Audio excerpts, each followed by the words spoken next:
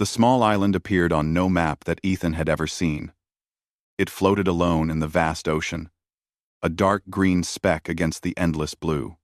The wind swept across its cliffs with a lonely howl, and waves smashed against jagged rocks as if warning any traveler to stay away. But Ethan had no choice. His small exploration ship had malfunctioned near this region of space, and he had no way to reach another world. Ethan climbed out of the ship, brushing sand and salt from his worn suit. He looked around. The island was bigger than he expected. Dense forests climbed from the shore to the cliffs above, and a strange mist clung to the treetops. It was silent, except for the distant cry of some unseen bird. He checked the ship again. The engine core was badly damaged, beyond repair. He sighed. Survival meant staying on the island until help arrived, or at least until he could signal someone. He had food rations for only a few days. The island might seem peaceful, but it was unknown. Unknown meant danger. As he explored, Ethan noticed something unusual. A faint glimmer appeared between the trees, like light reflecting off smooth metal. But it did not look like anything human. He paused, scanning the forest. No wind stirred the branches, yet the glimmer moved. His heart beat faster. He crouched low and moved carefully toward it. There, between the dense ferns, he saw her. She was not human. Her skin was pale but shimmered slightly in the sun, like pearl. Her eyes were large, dark, and intelligent. She moved with caution. Her hands delicate but strong. Strange markings ran along her arms and face, patterns that seemed to pulse faintly. She froze when she noticed Ethan. Ethan raised his hands slowly. "I don't want to hurt you," he said. His voice sounded small in the huge forest. "My name is Ethan. I am just lost. I mean no harm." The alien woman's eyes narrowed, and she took a step back. She raised her hands too, long fingers moving with careful precision. Ethan noticed the way she studied him, like he was some strange creature she had never seen before. Her movements were graceful, almost hypnotic. For hours, they stayed like that. Ethan crouched near a fallen log, hoping she would understand he was not a threat. He left some water in a shallow leaf and moved back. Slowly, she approached, hesitating. She sniffed the water, touched it with a finger, and drank. That small act broke the invisible wall between them. Ethan smiled. "See? I'm not dangerous." She tilted her head. She made a sound, soft and musical, almost like a question. Ethan shook his head. "I don't understand. But it's okay. I will try." He decided to build a small fire. Smoke would help him signal someone if a ship passed. She watched him silently, her eyes curious. Ethan noticed how careful she was, how she observed every movement, almost as if learning. He realized she had survived here for a long time alone. As the fire crackled, he offered her some rations. She studied them with hesitation. When she finally ate, Ethan saw the relief in her eyes. She had been hungry for a long time. Night fell, and the island's true sounds emerged. Strange cries echoed from the forest, and the waves roared like giant drums. Ethan and the alien woman stayed near the fire. He learned her name through gestures. She pointed to herself and said something that sounded like Lyra. He nodded and repeated the name slowly. Lyra. She smiled faintly, a mixture of relief and curiosity. Ethan realized that Lyra had not spoken English or any human language, but she could understand some basic gestures. Over time, they developed a small system of communication. Pointing, miming, drawing in the sand, they learned to understand each other's intentions. Lyra's story unfolded slowly. She had been left behind by her people. Ethan did not know why yet, but she showed him images in her mind, memories of ships leaving her behind. She had survived alone, hunting, fishing, and using the island's natural resources. Ethan admired her resilience. Humans often feared isolation, but Lyra had mastered it, combining intelligence with instinct. The next morning, Ethan and Lyra explored the island together. Lyra moved with confidence through the forest, knowing where dangerous cliffs were, where fresh water could be found.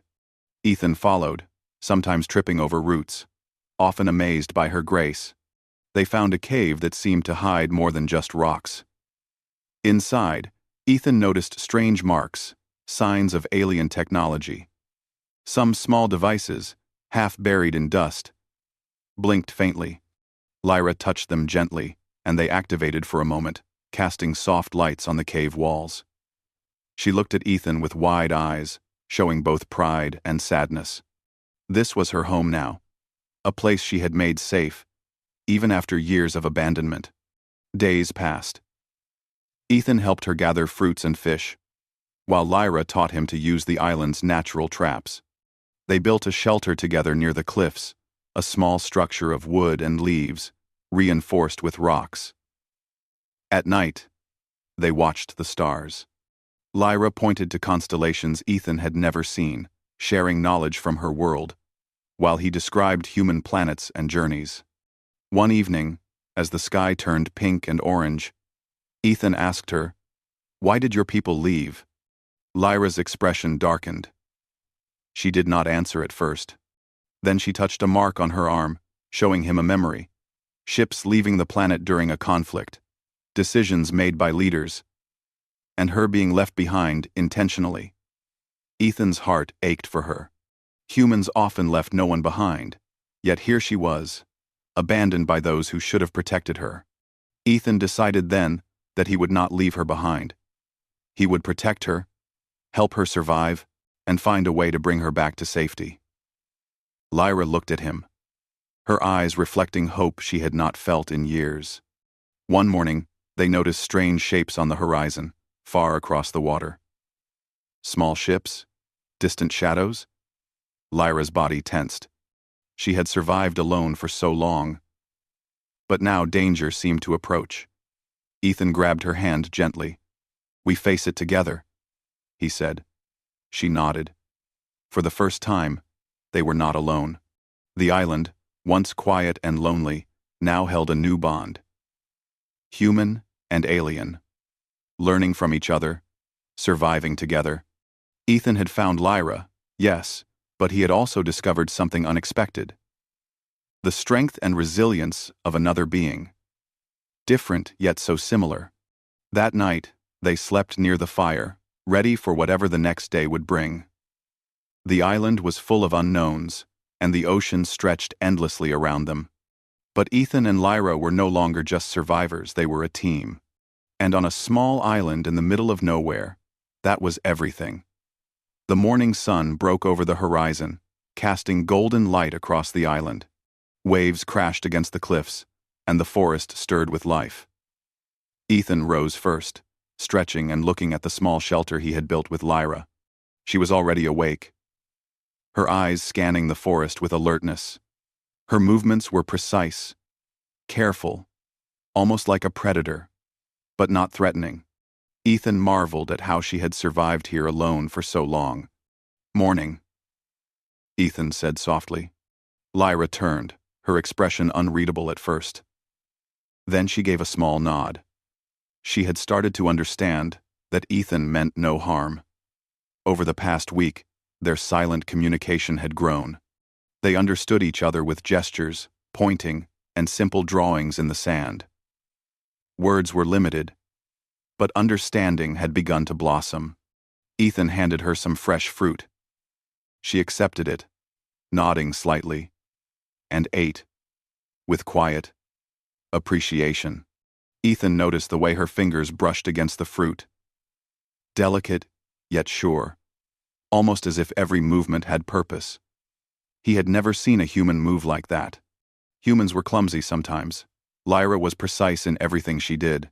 After breakfast, Ethan suggested exploring the island further. Lyra paused for a moment, then gestured toward the cliffs above the northern beach. Ethan followed. The path was narrow, tangled with roots and rocks. But Lyra moved as if she had walked it hundreds of times. She pointed out safe steps, places where the ground might give way. Ethan was careful to follow, slipping only once. She reached out to steady him with a hand, and he noticed the warmth of her touch. At the top of the cliff, they found a small plateau overlooking the ocean. Lyra pointed out shapes far away, floating debris, perhaps from old battles. Ethan squinted. "Could be ships," he said. "Maybe they'll find us soon."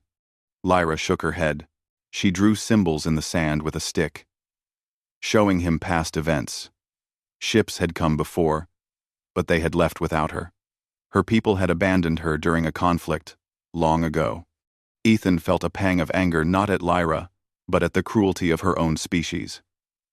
Humans might fight, yes, but leaving someone behind? That was hard to imagine. Ethan decided they needed to strengthen their shelter and find more food sources. He showed Lyra how to set small traps for crabs along the shore. She watched carefully, then began to adjust the traps with her own skill, using precise movements he could never have imagined. The traps worked better than he expected. Lyra smiled faintly, a rare expression, proud of their teamwork. Days passed. Ethan and Lyra built a system for collecting fresh water from the cliffs. They used vines and containers, creating a steady supply. Lyra taught him to identify edible plants and berries. Ethan realized she was not just surviving, she had thrived here, and she had done it alone. One evening, as the sun sank into the horizon, Ethan noticed something unusual. A faint light blinked on the edge of the forest. "Do you see that?" he asked. Lyra's eyes widened. She gestured urgently, pulling Ethan down behind a large rock. The light was moving, slow but deliberate. Ethan peeked and saw a small alien ship approaching the island. Scouts. Lyra's hands trembled slightly, a rare display of emotion. She had lived for years without anyone to protect her, but now danger was near. Ethan's mind raced. "We need a plan," he whispered. Lyra nodded, then led him deeper into the forest, where the trees grew thick and the ground was uneven. She showed him hidden paths and caves she had used for safety before. Ethan followed, amazed by her memory and knowledge of the island. Every turn she led him through made the approaching scouts slower, as if the island itself was helping them hide. That night, they sat in a small cave, listening to the alien scouts outside. Their voices were strange, metallic, almost like machines speaking through sound. Ethan felt his heart pound. But Lyra remained calm, her eyes focused. She whispered to him, using gestures. They needed to create a distraction. Ethan nodded. He gathered some dry wood and rocks, arranging them near the entrance of another cave, a short distance away. Lyra used her hands to manipulate some energy from a small device she had found in the forest. Ethan watched in fascination as faint lights pulsed and hummed, creating shadows and movements that made the scouts hesitate. When the scouts entered the wrong cave, Ethan and Lyra slipped away into the forest. The shadows moved like ghosts, confusing the aliens. Ethan realized that Lyra's intelligence, combined with human courage and ingenuity, was a powerful combination.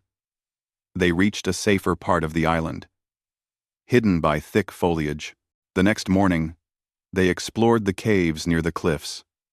Lyra pointed out strange marks and devices left behind by her species.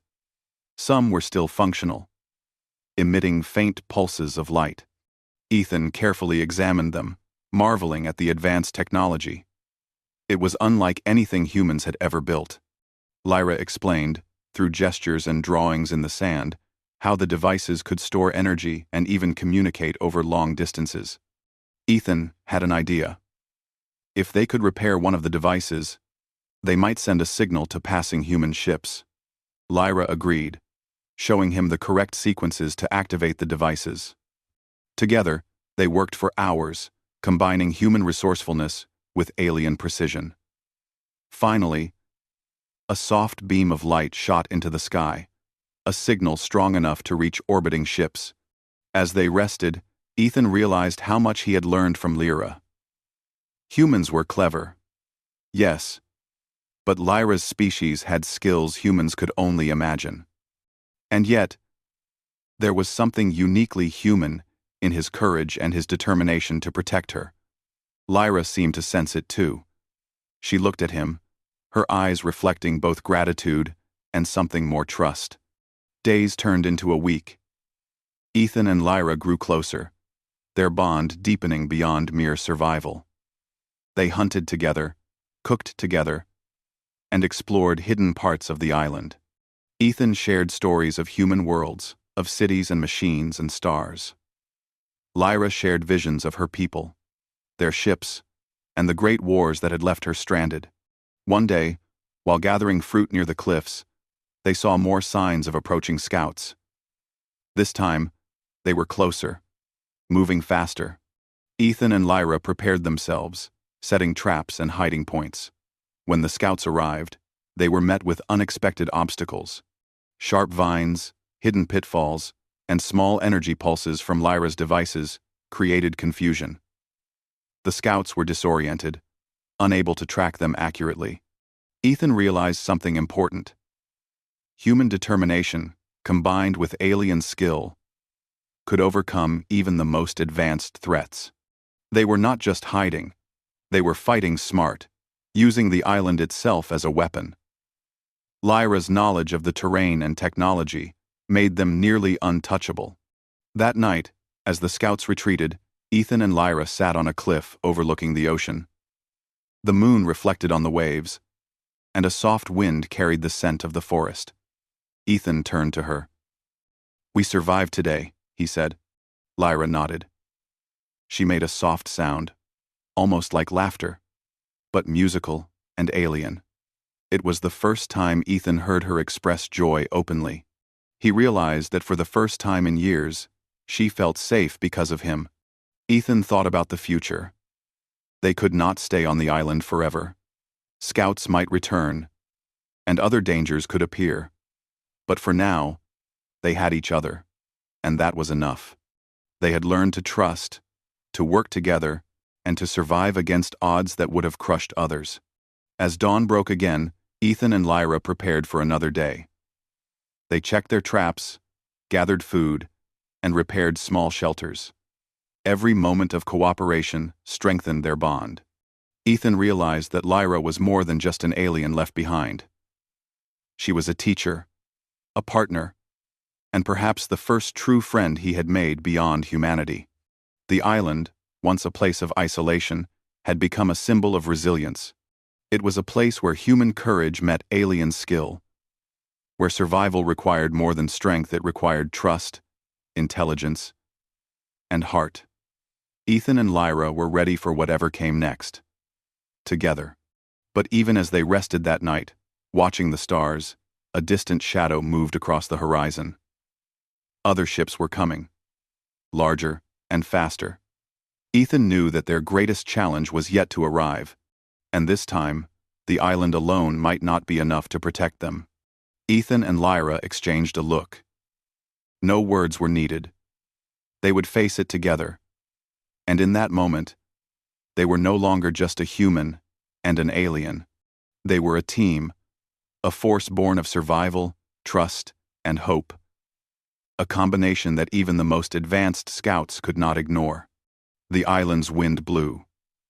The waves crashed, and the stars shone above.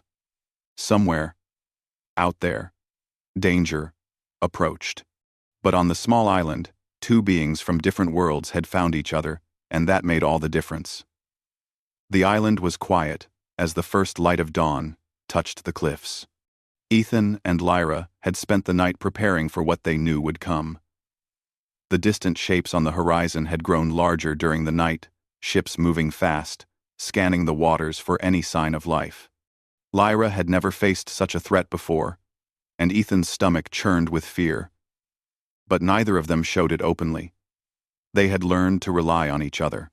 Lyra led Ethan through the forest, showing him hidden paths and safe spots she had discovered over years of living alone. Her movements were calm, precise, yet there was tension in her body.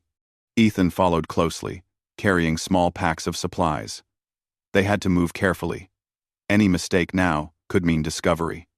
When they reached a high cliff overlooking the ocean, Lyra gestured toward the approaching ships.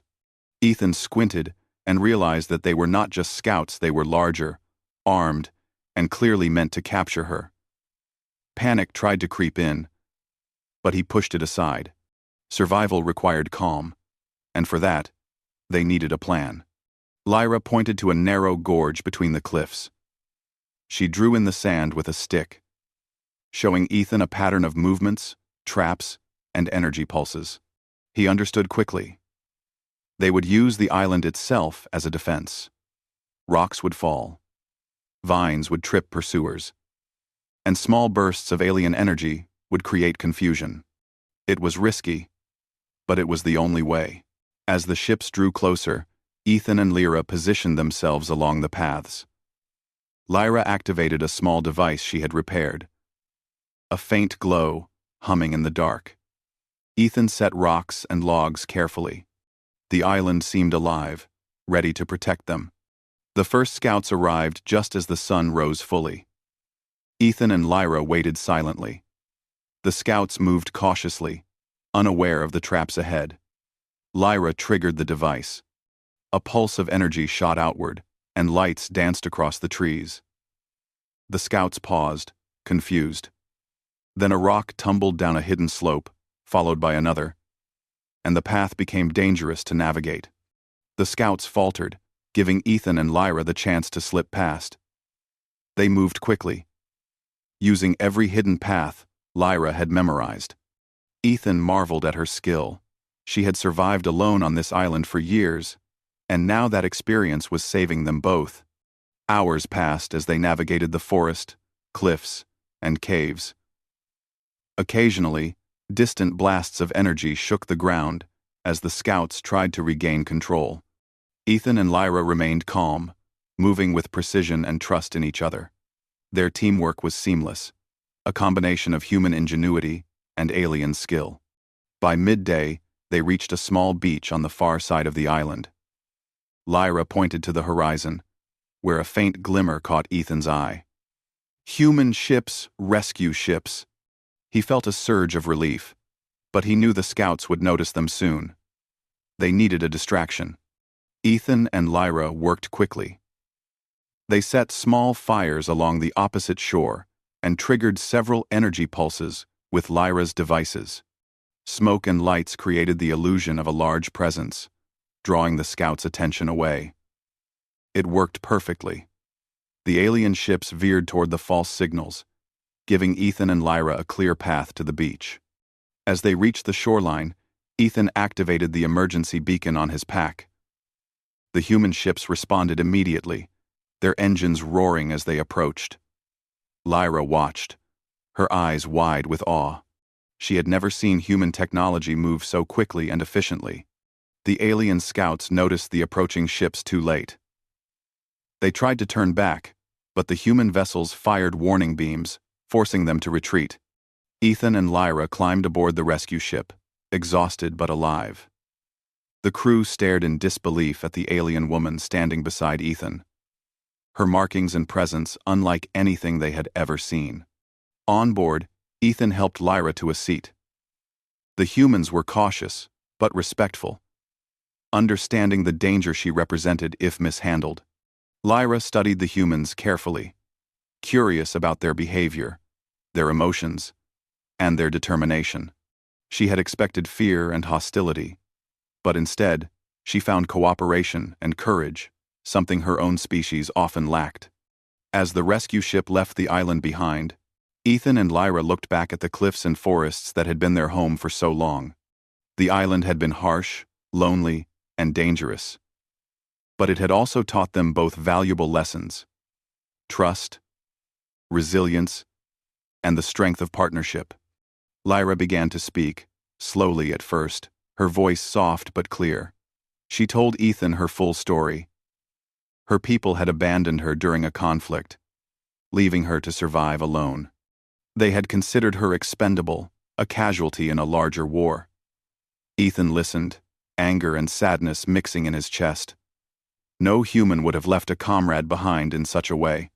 Yet here she was, alive, and now in safety. Ethan placed a hand gently on hers. "You're not alone anymore," he said. "You won't be left behind again." Lyra's eyes reflected something new. Hope, trust, and perhaps even something deeper. She had endured years of solitude. Yet now, she had found a companion who valued her life, skills, and presence. The journey back to human territory gave Ethan time to think. Lyra was not just a survivor, she was intelligent, capable, and resourceful. Humans often underestimated other species, but here was proof that different beings could combine their strengths for survival. Humanity had rescued her. Yes, but in return, she had shown them abilities and insights beyond imagination. When they reached a human station, the crew conducted thorough examinations of Lyra, not as a threat, but as a visitor and a potential ally. Scientists marveled at her physiology, her intelligence, and the subtle technologies she carried. Ethan stood by her side, explaining what he could, helping the humans understand that she was more than an artifact. She was a living being, with experiences, emotions, and knowledge. Lyra studied the humans carefully. She had seen cruelty in her own species, but these humans showed compassion, curiosity, and respect. She began to trust them slowly, encouraged by Ethan's presence. He had shown her that human courage was not just physical, it was moral, emotional, and persistent. Days passed. Lyra adjusted to her new surroundings. She learned human customs, slowly integrating while maintaining her identity. Ethan remained close, guiding her through this unfamiliar world, answering questions, and providing comfort. She had faced abandonment, danger, and isolation, yet now she found stability and friendship. One evening, Ethan and Lyra watched the sunset from the observation deck of the station. The stars stretched endlessly across the sky, a reminder of the vast universe and the dangers it held. Ethan spoke softly. "We faced everything together. The island, the scouts, all of it. And we survived." Lyra turned to him, her eyes reflecting the fading sunlight. She made a sound, soft and musical, like a wordless affirmation. In her own way, she was saying that their bond was stronger than fear, isolation, or danger. They had become more than survivors. They were allies, companions, and friends who had faced the universe together. In the days that followed, humanity and Lyra began to discuss possibilities. Her knowledge of alien technology could help humans prepare for future encounters. Ethan realized that their small island encounter had broader implications.